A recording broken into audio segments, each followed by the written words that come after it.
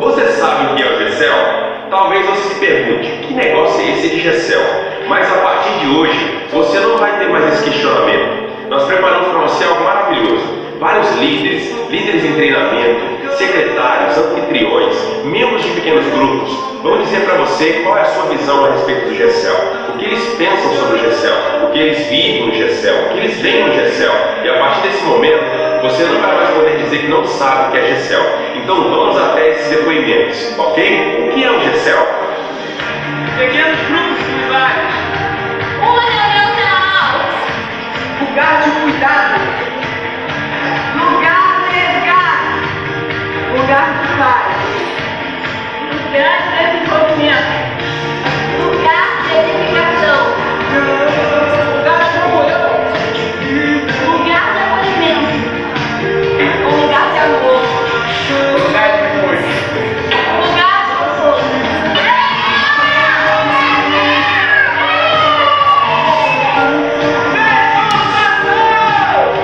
Família. Mudança espiritual. Unidade. Ganhar alma. Educação. Bons relacionamentos. Desenvolvimento de líderes. Multiplicação. Comida.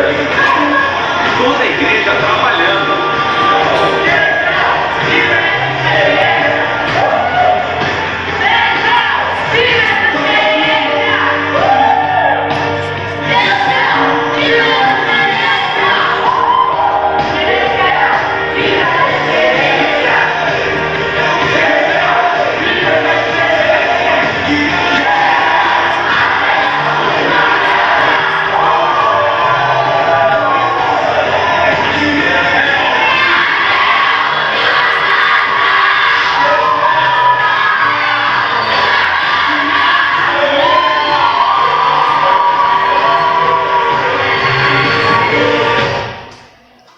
Vamos ficar de pé, pessoal, vamos orar? Caiu meu papel aqui. Glória a Deus. Que bom que você está aqui hoje e que bom que a gente pode aprender um pouco mais, né, de tudo que Deus tem feito aqui no nosso meio e vai continuar a fazer, amém? Feche teus olhos, estejamos orando nessa hora. Senhor nosso Deus, muito obrigado por estarmos juntos aqui, muito obrigado por tudo que o Senhor tem feito em nossas vidas, tudo que o Senhor ainda tem para fazer. Muito obrigado por cada irmão e irmã que já está presente e aqueles que estão a caminho, aqueles que estarão aqui amanhã. Muito obrigado, Senhor, porque o Senhor tem um tempo especial de desenvolvimento, de crescimento, que nós possamos crescer aqui com tudo aquilo que vamos ouvir, possamos tirar dúvidas, que possamos ampliar nossa visão, a nossa mente, que possamos ampliar os horizontes do nosso ministério, do nosso trabalho na Tua obra, através dos pequenos grupos, Senhor. Que o Senhor esteja desenvolvendo cada um dos Teus filhos que estão aqui, que o Senhor esteja nos capacitando para ministrar a eles aquilo que eles precisam nessa noite. Em nome de Jesus, fica conosco, Pai. É isso que nós te pedimos. Amém, meu Deus. Amém? Pode sentar.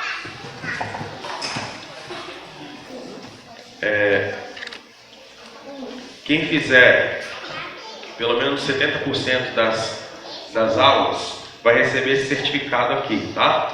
A gente vai estar fazendo mais, porque eu acho que a gente não tem a quantidade suficiente. A gente esperava um número de inscritos, mas a gente teve bem mais inscritos do que a gente tinha no começo a ideia. Então a gente vai ter que fazer mais certificados para depois estar passando para o pessoal, tá? Então essa é a quarta edição do nosso módulo 1 do GECEL.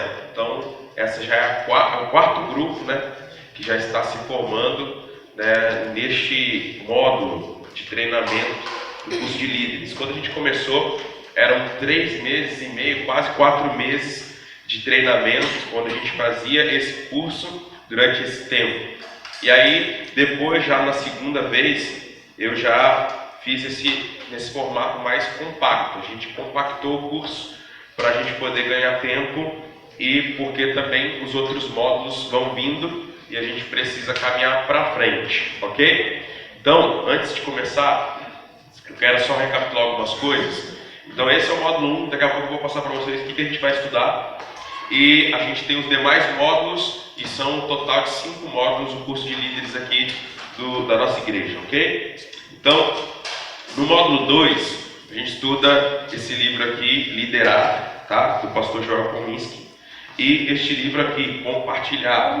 Esse aqui vai trabalhar como um líder de pequeno grupo, vai fazer o seu trabalho lá na célula, na prática, né? Como ele vai desenvolver uma reunião, como ele vai tratar com as pessoas ali, como ele vai levar o grupo a multiplicar. Esse aqui vai tratar sobre a evangelização através do pequeno grupo. É o livro que a gente está estudando nesse momento no módulo 2, tá? No módulo 3, a gente estuda esse livro aqui, Treinamento de Líderes de Célula. É um livro bem mais completo, que trabalha a prática do pequeno grupo, né? Mas várias coisas ele vai falar, sobre muita coisa. E esse livro aqui, que já é a segunda parte do módulo 3, Lealdade e Deslealdade, do bispo Dag Mills, tá? Esse aqui é do pastor Avi Uber, o pastor da igreja, pastor presidente da Igreja da Paz, uma igreja muito grande lá no norte do Brasil e no nordeste do Brasil. Eles têm muitas igrejas lá, todas em pequenos grupos. Há 30 anos eles trabalham em pequenos grupos e a igreja mãe, vamos dizer assim, a maior igreja deles tem mais de 60 mil membros. Fica lá no Pará, em Santarém. E esse bispo aqui é um bispo de uma igreja chamada Capela do Farol, uma igreja africana, ele é africano, e ele fala muito sobre esse tema de lealdade. Por que é importante a lealdade dentro da igreja? Por que é importante os líderes serem leais? Isso é muito importante, vocês vão saber disso depois, quando nós chegarmos aqui nesse tópico, ok? No módulo 4, vocês vão estudar esse livro aqui, Seja um Supervisor de Células Eficazes, pastor Joel Kominski também, que vai trabalhar a supervisão dos pequenos grupos. Nós já temos aí alguns supervisores em treinamento, né? Se treinando, se formando, para estar nos auxiliando no processo de supervisão dos pequenos grupos. Então, é importante passar por esse treinamento. Como todos vocês futuramente podem se tornar supervisores, então no módulo 4 você vai estar estudando isso daqui, e se você for se tornar um supervisor, um dia você já vai estar preparado para isso, ok? Nesse módulo 4 ainda, você vai estudar esse livro aqui, Põe a Ordem no Seu Mundo Interior, tá bom? É um livro que fala sobre caráter, e é muito importante para o líder ele trabalhar o seu caráter, amém? Sim ou não? Então esse livro vai trabalhar sobre isso, sobre o caráter do líder, o caráter do servo de Deus, ok?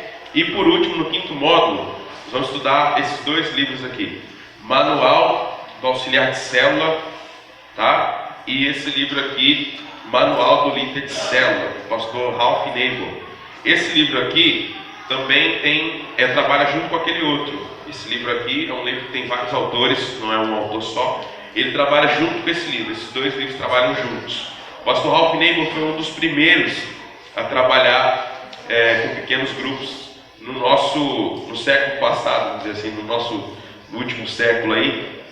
Foi um dos primeiros pastores que veio para o Brasil trazendo essa visão dos pequenos grupos e ensinando para muitos pastores aqui do Brasil que já estão trabalhando com pequenos grupos, ok? Então, e no módulo 1, que vocês vão começar agora, a gente vai estudar toda a estrutura, toda a visão do projeto do GECEL, ok? Vou passar aqui rapidinho quais são os tópicos que vocês vão ver e depois a gente vai dar início. Hoje está previsto a gente fazer 3 aulas, se tudo der certo, e a gente vai correr o máximo possível para a gente não prolongar, ok? Então, primeiro tema de hoje, a gênese dos pequenos grupos. Segundo, os benefícios do pequeno grupo ou do GECEL, né? Terceiro, como construir uma cultura de pequenos grupos dentro da igreja. A 4ª aula, a formação dos grupos por afinidade. A 5ª aula, os perfis do GECEL. A 6ª aula, o modelo do encontro. A 7ª aula, o líder, sua atuação e formação. A 8ª aula, oxigenação, rotatividade e criatividade. E a 9ª aula, o desenvolvimento dos relacionamentos dentro e fora da reunião do pequeno grupo. A 10ª aula, o cuidado para com os membros do pequeno grupo. E a 11ª aula, a multiplicação, GECEL mãe e filha, GECEL embrião, GECEL piloto. E por último, a dinâmica e estrutura do GECEL, que a gente vai passar todo esse material aqui para vocês nessas 12 aulas, nesses 2 dias, começando hoje e terminando amanhã. Ok? Então, podemos começar? Amém. Então vamos lá. Vamos para a nossa primeira aula então. Quando a gente terminar essa aula, eu vou abrir um espaço para vocês estarem fazendo algumas perguntas. Se alguém tiver alguma pergunta a fazer, levanta a mão, faz a pergunta e a gente vai estar dando oportunidade para você, ok? Então vamos lá, a gênese dos pequenos grupos. O que é gênese, irmãos? Gênese é princípio, né? Princípio, início, né? Então vamos lá, como é que começou essa visão dos pequenos grupos? A gente não vai usar muitos versículos bíblicos aqui durante esse módulo, mas vocês vão ver que a gente vai usar muito a Bíblia. Mas a gente vai falar sobre ela, não necessariamente a gente vai ler os versículos, ok? Então vamos lá, como começou essa visão dos pequenos grupos, a gênese dos pequenos grupos? Primeiro, tudo começou com um pequeno grupo no céu, Pai, Filho e Espírito Santo. Então essa visão, ela vem de lá. Querendo ou não, ninguém pode negar que Pai, Filho e Espírito Santo é um pequeno grupo, sim ou não? Né? E é um pequeno grupo, mas é um grande e forte grupo, né? É o grupo que faz todas as coisas existirem. É um pequeno grupo, mas um grupo poderoso. E assim também deve ser o GECEL, ok? Depois eles resolveram criar a terra e o ser humano, e mais uma vez se forma um pequeno grupo. Deus decide fazer a terra, Deus cria o jardim do Éden, lá ele coloca quem? Adão e Eva. Mais uma vez um pequeno grupo. Amém? Amém ou não amém? Amém. É tão interessante essa visão do pequeno grupo, que a célula máter da sociedade, que a gente estuda na escola, né, que é a família, ela é um pequeno grupo. Amém? Então toda a família começa com 2 pessoas. No caso aqui, a primeira família da humanidade foi Adão e Eva. Começou com 2 pessoas. E como é que naturalmente acontece numa família? Né? Um homem gosta de uma mulher e eles começam a namorar, depois se noivam, casam, se torna uma família. Os dois, né, ampliam o seu amor, né? O seu amor começa a se expandir e aí eles têm filhos. Os seus filhos crescem, né, começam a gostar de outras pessoas e aí se unem. O que acontece? Essa família tem que se multiplicar. E aí, né, o que acontece é a multiplicação. Esse é o processo do pequeno grupo. É a mesma coisa. Entendeu? Então o pequeno grupo, ele pode começar pequeno, mas esse amor, essa comunhão, essa unidade vai crescendo a tal ponto que ele vai atrair outras pessoas. E com isso vai vir a multiplicação. Acontece isso na família, acontece isso no pequeno grupo, ok? Depois, o grupo cresce e se dispersa. O problema do crescimento muitas vezes é esse, é quando os grupos crescem, mas não estão coesos, não estão unidos e acabam se dispersando. O grupo lá começou com Adão e Eva, começou a crescer, e ao grupo crescer e talvez se dispersar, começou o pecado a invadir aquelas pessoas, o pecado dominou a terra, e aí o que acontece? Deus resolve destruir tudo que havia criado e começar tudo de novo, e agora mais uma vez ele começa tudo com um novo pequeno grupo. Ele destrói toda a terra, destrói todas as coisas, e agora ele chama alguém. Ele encontra um homem chamado Noé, e ele pega Noé com a sua família, os seus filhos, né, coloca eles na arca, os protege ali, e agora ele vai começar tudo de novo através de um pequeno grupo de Noé e sua família. 8 pessoas. Amém? Até aí tudo bem? Vamos para frente? Mais uma vez esse pequeno grupo cresce e o pecado se multiplica novamente sobre a terra e o homem se desviou do Senhor. E assim Deus resolveu formar um povo para si, que fosse sua testemunha fiel sobre a terra, para expandir suas leis, suas ordenanças por toda a terra. Então ele chama quem? Ele chama Abraão e Sara. E mais uma vez, ele vai começar todas as coisas através de um pequeno grupo. E essa promessa e chamada se estende à igreja, a Isaac e a Rebeca, depois a Jacó, a sua família, os quais futuramente formarão as 12 tribos de Israel. E se estende até nós, a igreja, porque nós somos filhos de quem? Né? Filhos de Abraão, pela fé. Ele não é o pai da fé? Nós somos filhos de Abraão, sim ou não? Tudo começou de novo agora com um pequeno grupo. Deus resolve criar uma nação. ele não pega muitas pessoas, ele pega um homem e uma mulher e fala assim: através de vocês eu vou criar uma nação. Ele começa novamente com um pequeno grupo. Mais uma vez, esse pequeno grupo cresce e se esquece de Deus. E depois que eles passam 430 anos sofrendo no Egito, Deus envia Moisés para libertar o povo da escravidão. E após o povo ser liberto do Egito, depois das 10 pragas, etc., vocês sabem a história, Deus orienta Moisés, através de seu sogro Jetro, a separar aquela grande multidão de, quem sabe, 3 milhões de pessoas, né? Mais ou menos é o que os teólogos calculam, de 3 a 6 milhões de pessoas. E ele separa aquela grande multidão em pequenos, médios e grandes grupos. Grupos de 10, de 50, de 100 e de 1000. Com seus respectivos líderes, para que Moisés pudesse realmente conseguir cuidar daquele povo. Mais uma vez, vemos os pequenos grupos presentes na vida do povo de Deus. Devem compreender?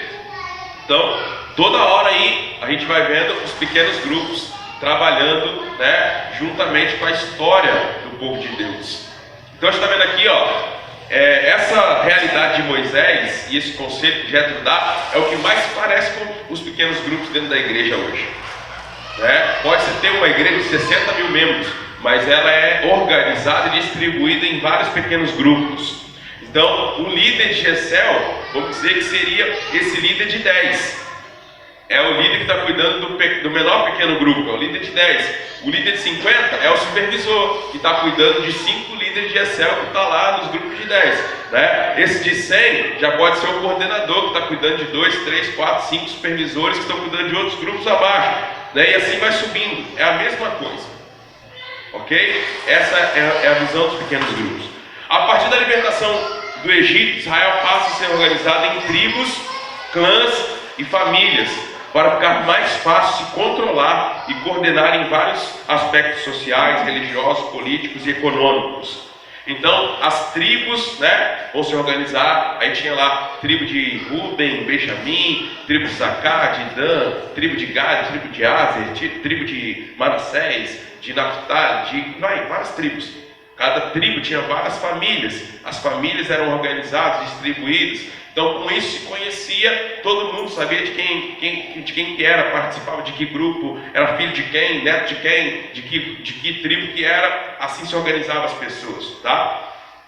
E os pequenos grupos estão aí presentes em todo o tempo. Mais uma vez se tornam notórios quando da instituição dos turnos de adoração no tabernáculo de Davi, onde são constituídos 24 turnos de adoração com 24 equipes de 6 a 12 pessoas, um pequeno grupo, que estavam responsáveis pela adoração e o culto no tabernáculo do Senhor, todos os dias do mês, lembrando que os meses judaicos eram meses baseados no calendário lunar, não solar. Então o mês para o judeu, ele tem 24 dias nessa época. Então, em 24 dias, eles tinham 24 turnos, e cada turno desse tinha de 6 a 12 pessoas que ficavam ali um dia todo adorando ao Senhor no templo. Pequenos grupos, ministrando a Deus ali.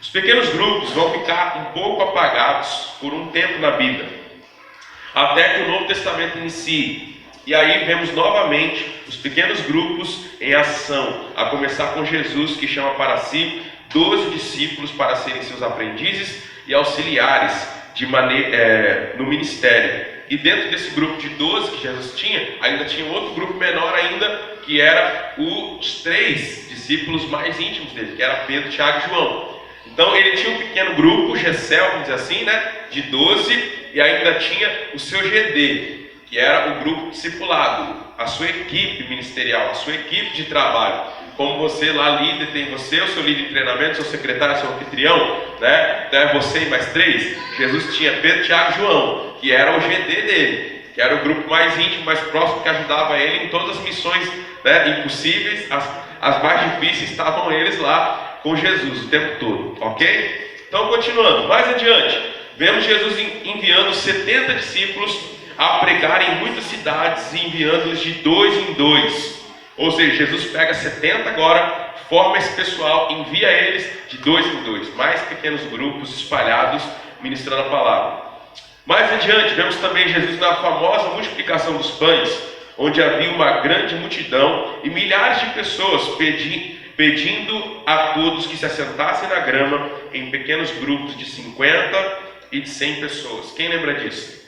Multiplicação dos pães e peixes. Né? Há uma grande multidão, e aí Jesus fala assim, olha, mande que todos se assentem em grupos de 50 e grupos de 100. Né? E aí depois ele fez a multiplicação e os discípulos foram ali distribuir aquilo entre o povo. Então era uma grande multidão, milhares de pessoas. Jesus fez questão de separá-los em pequenos grupos. Está vendo como isso aqui é importante? E quando Jesus ensinava os seus discípulos sobre a sua ascensão aos céus, deu-lhes a certeza de sua presença, não para uma grande multidão, mas ele deu a certeza de sua presença para um pequeno grupo. Ele disse, onde estiver 2 ou 3 reunidos em meu nome, ali eu estarei presente. Jesus disse em algum versículo assim, ó, se vocês reunirem uma grande multidão de 1000 pessoas, aí eu vou aparecer lá. Ele falou isso em algum versículo? Não, mas ele disse, se tiver 2 ou 3 em meu nome, ali eu estarei presente. Jesus mais uma vez fortalecendo a visão dos pequenos grupos e se comprometendo com ela. Ele está dizendo, ó, se tiver 2 ou 3 reunidos em meu nome, ali eu vou estar no meio de vocês, ok? Após a sua ressurreição e ascensão, vemos o Espírito Santo descendo sobre 120 discípulos que estavam no cenáculo. E a partir daí, eles começam a se reunir de casa em casa, cultuando, orando, comendo juntos. E muitas vidas eram salvas e passavam a fazer parte da igreja. Vários pequenos grupos começam a se espalhar, porque eles reuniam-se de casa em casa. Você acha que todas as casas tinham condição de reunir 120 pessoas, 500 pessoas ou mais? Não tinha, né? Eles diziam que eles comiam pão de casa em casa. Com certeza não era muita gente, né? De cada casa que eles iam, tinha ali pequenos grupos reunidos, comendo pão, adorando o Senhor, participando da palavra e assim por diante. Depois disso, vemos a perseguição ferrenha que se levanta contra a igreja de Jesus, a igreja primitiva. Você vê aí os primeiros capítulos ali de Atos, a perseguição se levantando, Tiago, né, irmão de Jesus, sendo morto, né, Estevão sendo apedrejado, outros ali sendo perseguidos, Paulo perseguindo, né, os cristãos. Então a perseguição aumenta. E o que acontece? Os crentes foram espalhados por todos os lados. E cada pequeno grupo de crentes que ia para uma outra cidade começava ali uma nova igreja nas casas. E assim o evangelho foi se espalhando por todo o mundo conhecido daquela época. Mesmo sem ter nenhum templo cristão para se cultuar até o século IV depois de Cristo, pois todas as igrejas eram nas casas. Então, como é que aconteceu isso aqui?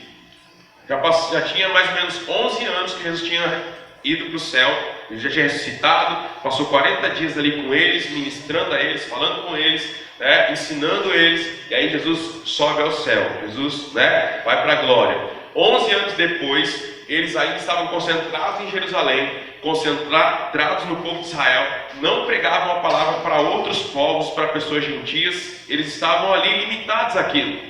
Aí acontece aquela visão que vocês lembram, né, de que Pedro vê, né, aquele lençol com aqueles animais que não devia comer, e aí ele vai até Cornélio pregar. Depois que eles se convertem e recebem a palavra, Pedro com aqueles outros irmãos traz um relatório para a igreja, e ali naquele relatório eles dizem para a igreja que o mesmo Espírito tinha descido sobre eles, tinha descido sobre os gentios, e aí a igreja entende que precisa evangelizar e pregar aos gentios. Isso demorou-se 11 anos para cair a ficha da igreja, que eles precisavam pregar aos gentios. E aí Deus permitiu que a perseguição os levasse para fora, os enviasse para fora. Se você for ler o livro de Atos, você vai perceber que o texto vai dizer que somente os apóstolos não foram espalhados, mas que a maioria dos cristãos foram espalhados pela Palestina, por aquelas regiões, por causa da perseguição. Ok? Então, ao ser perseguidos, eles iam espalhados por cidades e cidades, e ao chegar nessas novas cidades, eles começavam a fazer novas igrejas ali nas casas. Ok? Então, deixa eu ver aqui onde que eu parei. Durante muitos anos, a igreja foi perseguida e os cristãos tiveram que se reunir em pequenos grupos nas catacumbas, nas cavernas escondidas das autoridades locais, e assim eles permaneciam firmes e a igreja crescendo. Então, durante os primeiros séculos da igreja, a igreja sendo perseguida, eles começaram a cultuar de maneira clandestina, escondidos. Eles cultuavam em cavernas, cultuavam em catacumbas, em cemitérios, em lugares, né, que eles não seriam vistos pelas autoridades. Porque se eles fossem vistos, eles seriam presos, torturados, muitos até mortos. Então, a igreja continuava crescendo, se expandindo, mesmo com a perseguição. E aí o que acontece?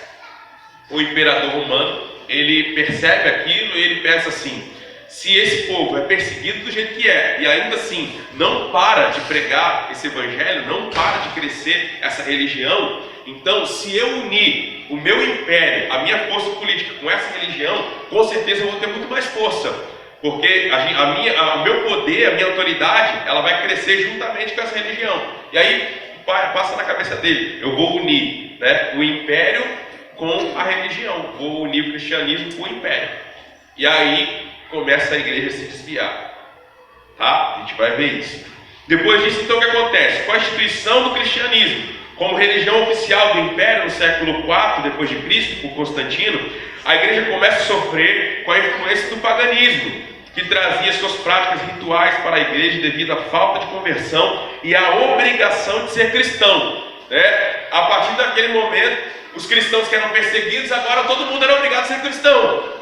Então quem que era, servia a Astarote, agora tinha que servir a Jesus Cristo, servia a Baal, tinha que servir a Jesus Cristo, servia ao Deus não sei o que lá, a Zeus, a Afrodite, sei lá mais quem, agora tinha que servir a Jesus Cristo.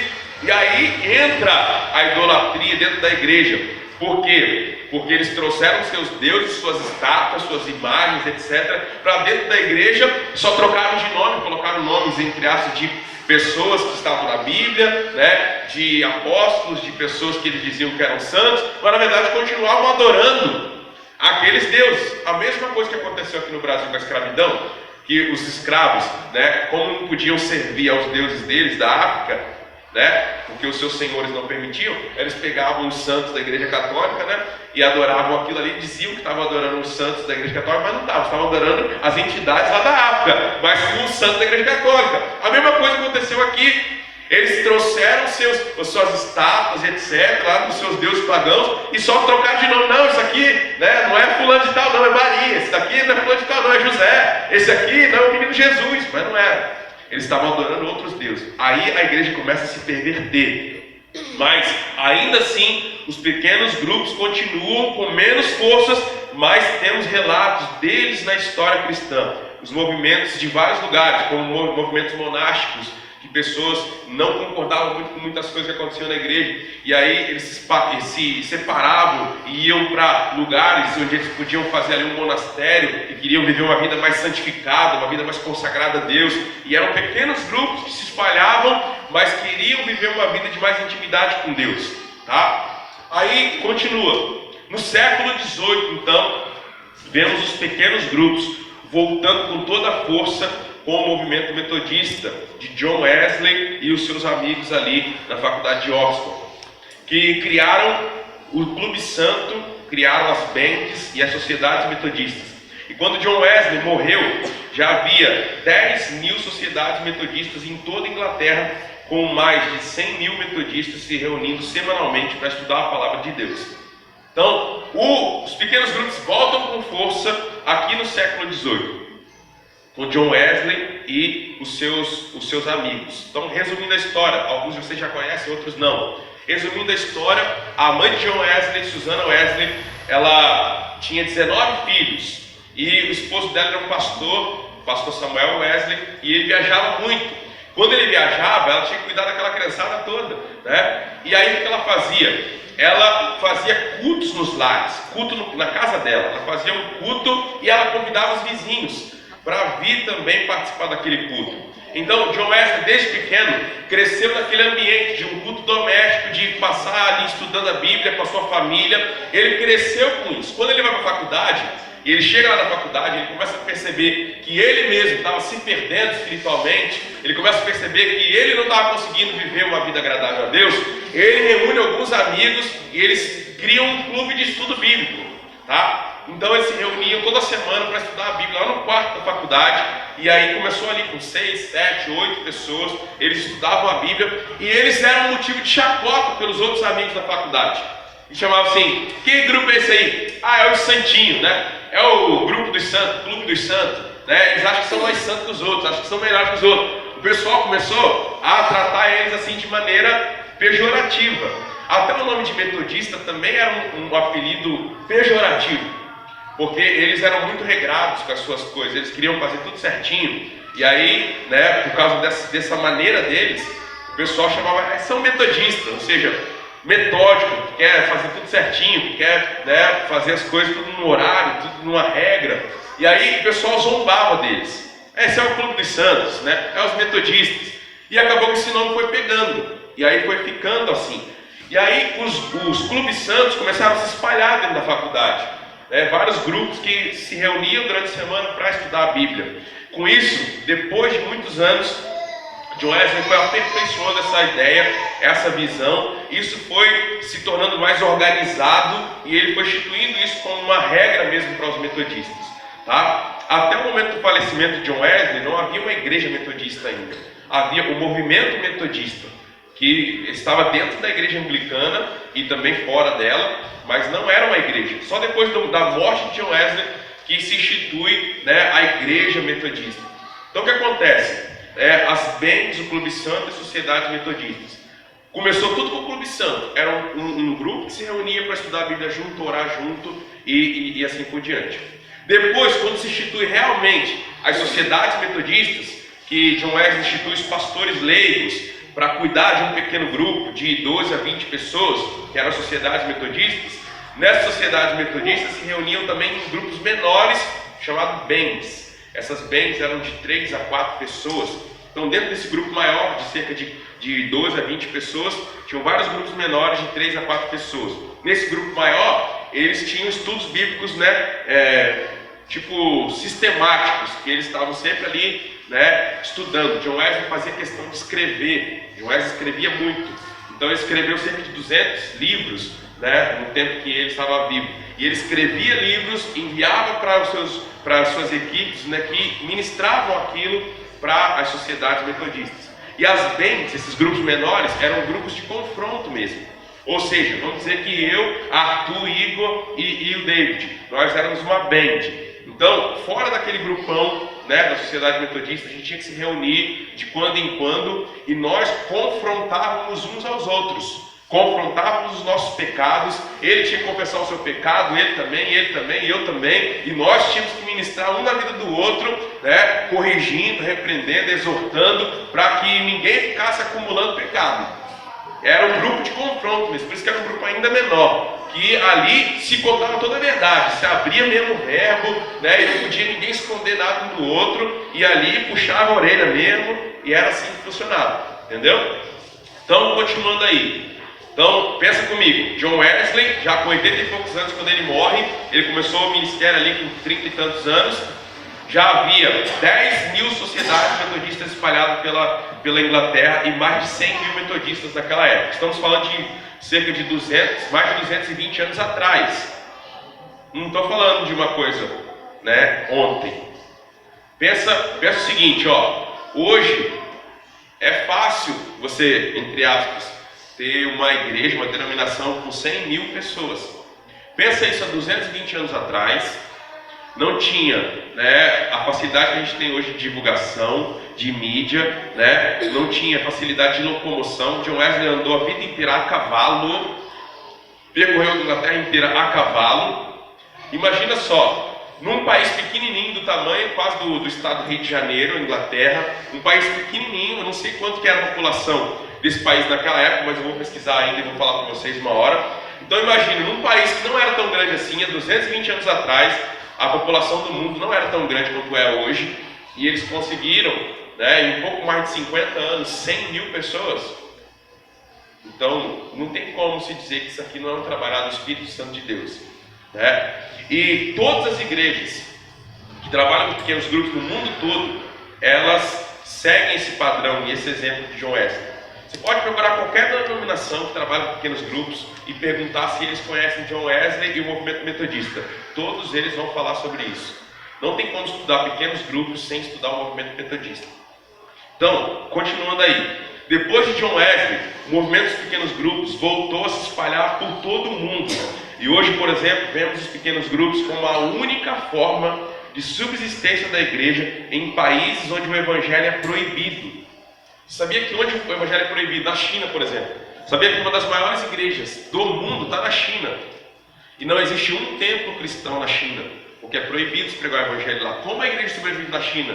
Através dos pequenos grupos, escondidos, mas estão espalhados pela China inteira. Tem vários outros países onde é proibido se pregar o evangelho, e o evangelho está lá sendo propagado, está crescendo, está evoluindo. Como? Somente através dos pequenos grupos. Então, nos países perseguidos, Irã, Iraque e outros países que é proibido se pregar o evangelho, Coreia do Norte, né, a China e outros, né, só os pequenos grupos conseguem, né, quebrar essa barreira e fazer com que o evangelho se expanda. Então, o evangelho lá na China ele cresce a cada dia, mesmo sem haver nenhum templo cristão instituído no país. E isso acontece por causa dos pequenos grupos guiados e conduzidos pelo Espírito Santo. E há alguns anos atrás, nossa igreja metodista wesleyana decidiu voltar às raízes e retomar a prática dos pequenos grupos para assim crescermos de uma forma mais saudável e mais orgânica, o que traz uma série de benefícios para o povo de Deus, os quais veremos na próxima aula.